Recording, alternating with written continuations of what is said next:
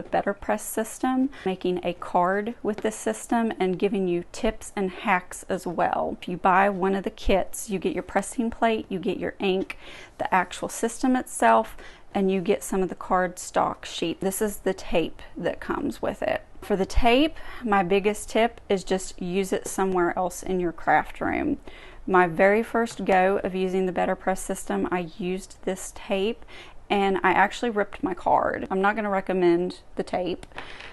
Get yourself some of the mint tape, and I love this tape so much because, as you can see, it's a little stiffer than the other tapes, but this is going to give you the hold that you need, but it's going to come back up off of your card without ripping your cards. If any of your pieces or anything ever gets too badly worn or messed up, they do offer these for sale separately, so you can replace any parts or pieces that you need. One thing that you're going to want to have, and you absolutely 100% need, is a die cutting machine that takes the steel rule dies.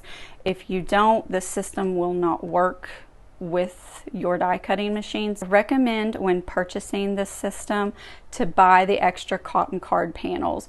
You can press onto regular cardstock, but it's going to give you a flat image. It's not going to press into the paper like it does on these cotton card panels. These are the pressing plates that it comes with.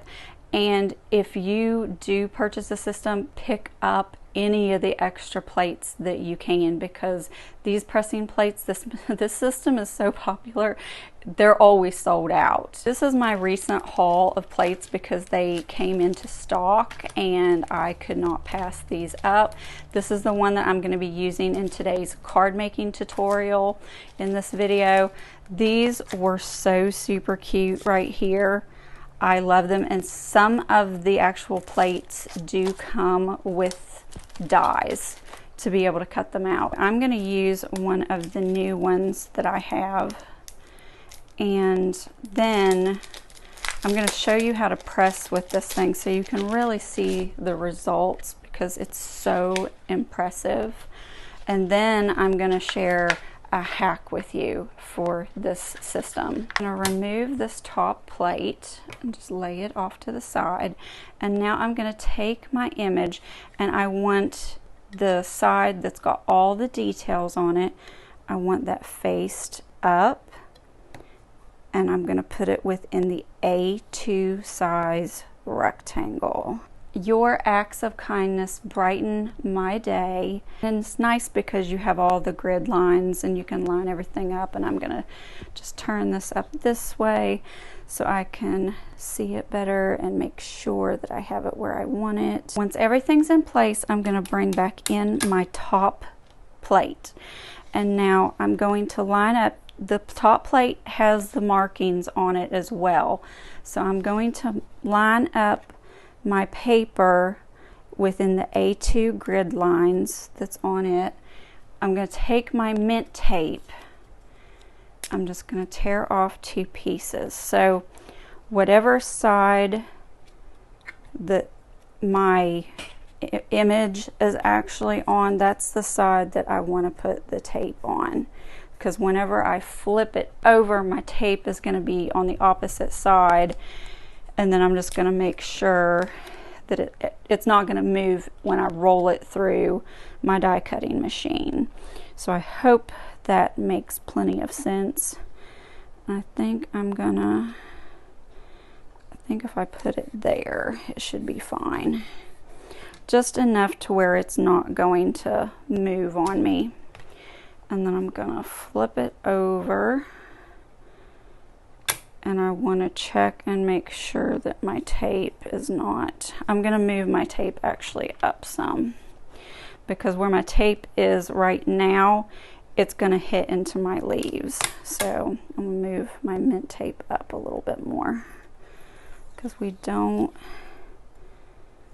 want to ink our tape and then have it not go onto the actual panel.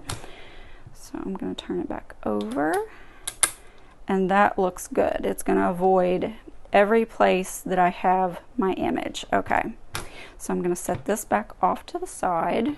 BetterPress black ink. They have different colors available, and I really want to get some more of the colors, I'm just going to go through and I'm just like kind of just smear it on. That's what I do at first. Just kind of smear it on, get it good and inked up like that. The letters over here, the sentiment as well. Get all that, and then I go back through and I start tapping. Give it a good tap. Make sure it's all good and coated. These images, the details are just so fine and just beautiful, very intricate. So just pounce it up and down. I'm going to bring back in my top plate, paper side down, and it's going to clip right into those magnets. This is the Big Shot fold-away machine. I wanted a really good hand crank machine so that I could do stuff on video for you better. So this was what I did, and it folds up and puts away really easy. I did try this system through the Big Shot Switch Plus machine, and it does work in it.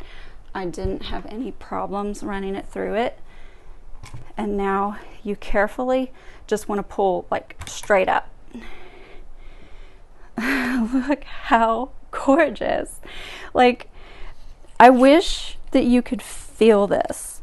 And this is why I love the mint tape, because look how this is just peeling off.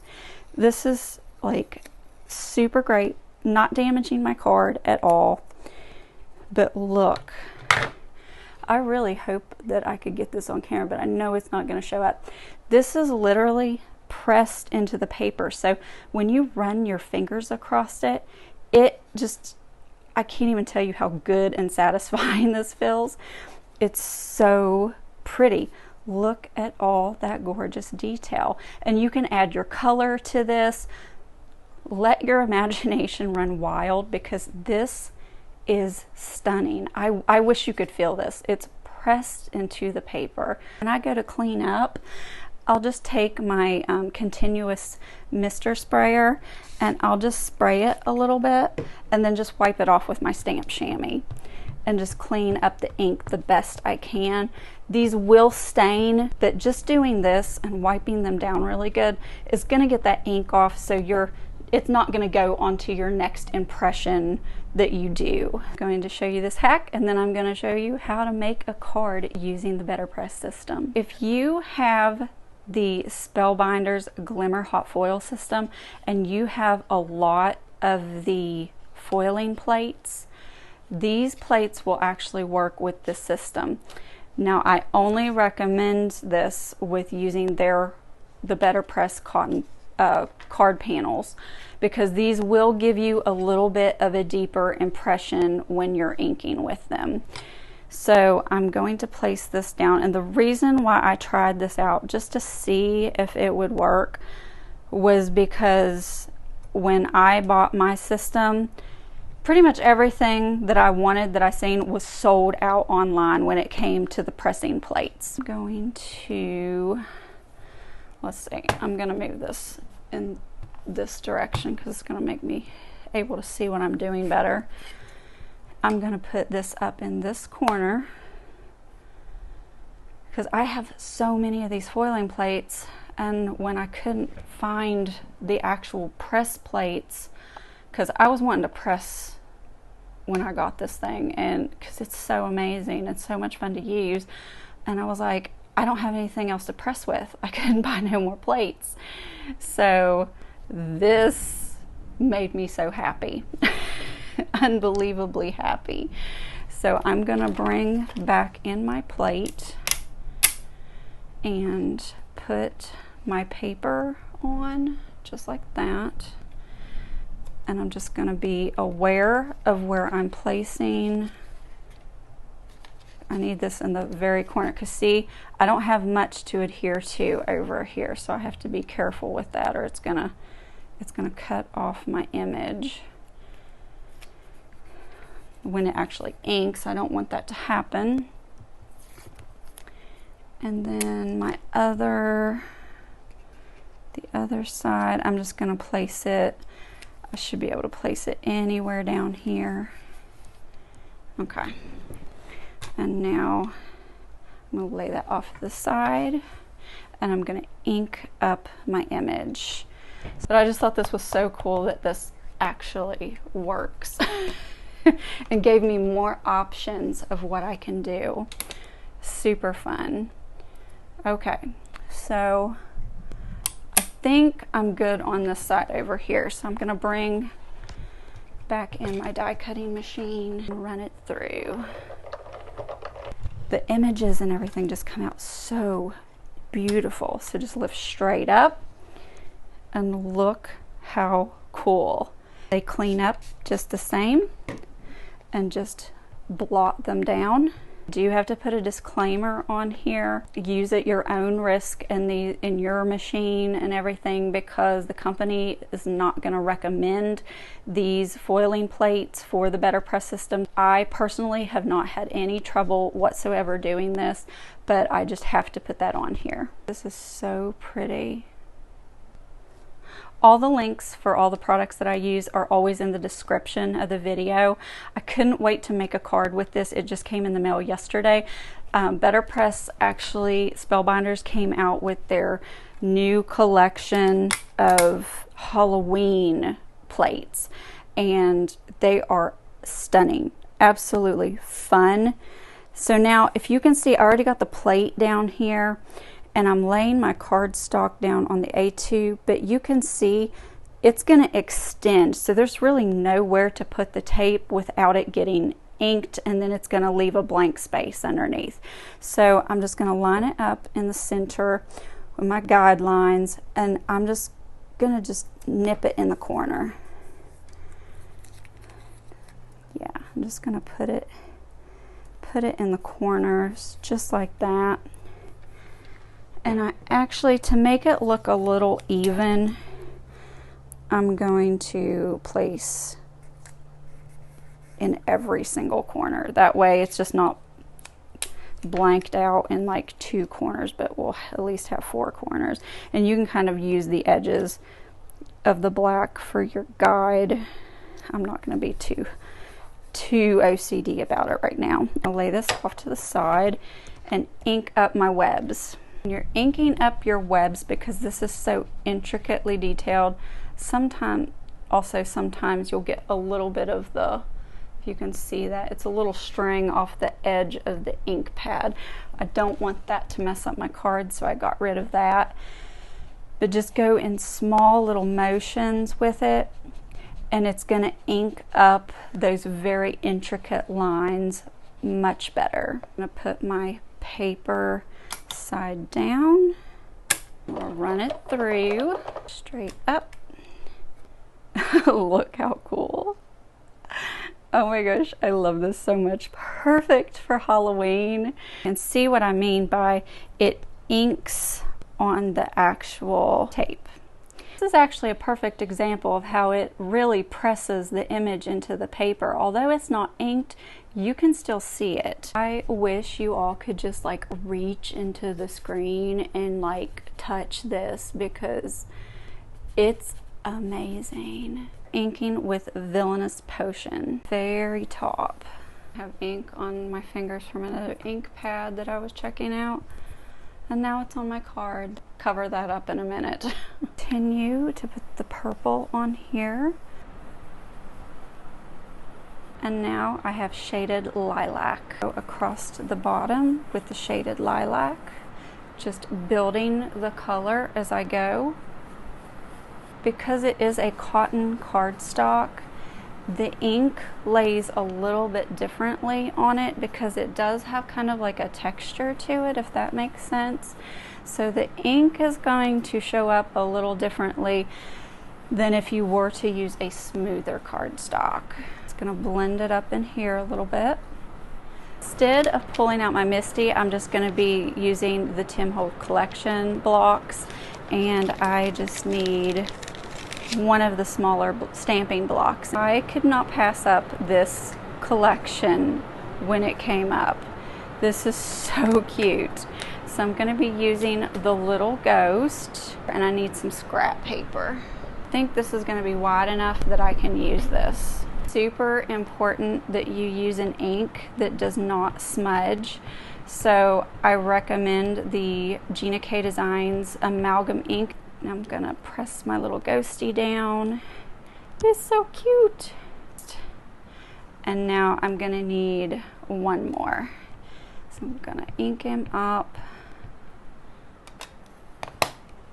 And we're gonna stamp out our other little ghosty. He's such a cute little ghost. Uh-oh, I pressed too hard.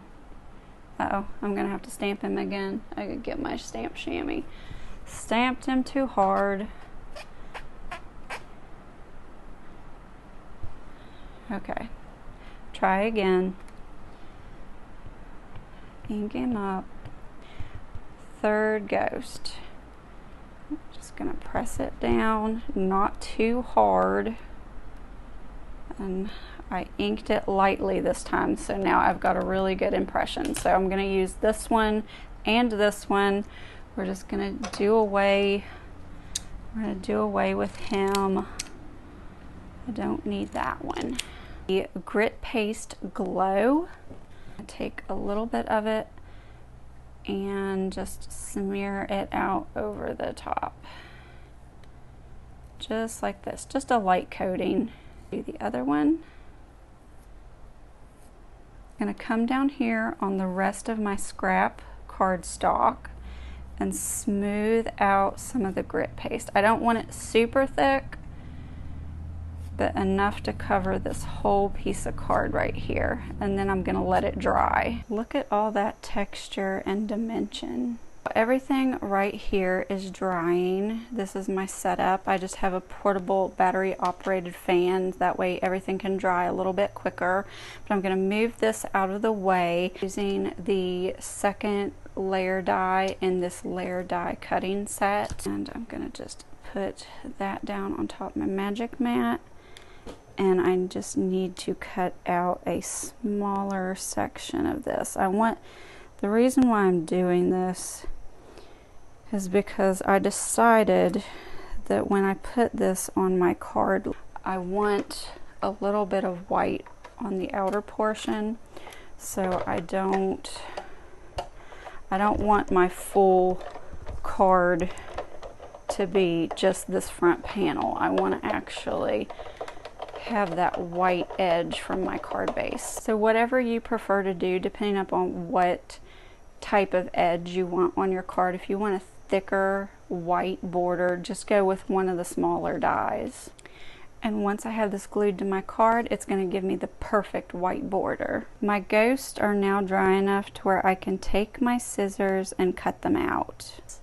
And I'm going to be using the Boo piece of grit paste, and I'm hoping that it's fully dry enough to where this turns out. But I've got the glow and the dark grit paste up, and now I'm just going to take my die cut side and put it down. I'm gonna put my clear plate on top, and I'm gonna cut this out. A Boo once it's all out of the die. And now with that same Boo die, I've got a piece of thick fun foam, or crafting foam rather. I grew up with it being fun foam. And I'm just going to place that through my machine. I'm going to turn over the back of my Boo, and I'm going to adhere glue to the back. And this, I'm using the Artis Glue because of that very fine nozzle. It works so quickly. I love the Artis Glue. Just going to apply that really quick and adhere it to my card. Place it down. I'm just going to add a little bit of glue to the back of this and adhere it over top. And although the Artis Glue goes on very white, it dries perfectly clear. Look at that beautiful dimension. Add a little bit of the crafting foam to the back because I want them popped off of the card. I think that's going to give a lot of fun dimension. Pull the backing off. I want it at an angle just like that. And then I'm going to take that little guy and do him the same way. I have liquid pearls in the color Onyx Pearl, and I'm just going to trace the outline of my little ghosts. When I put the glow grit paste on, it made my lines a little duller than I actually wanted it to. So I want to go around these and just make that black line pop. And the liquid pearls actually dries with dimension, is what I love about it. So when you add this, it's gonna dry almost like what a puff paint would.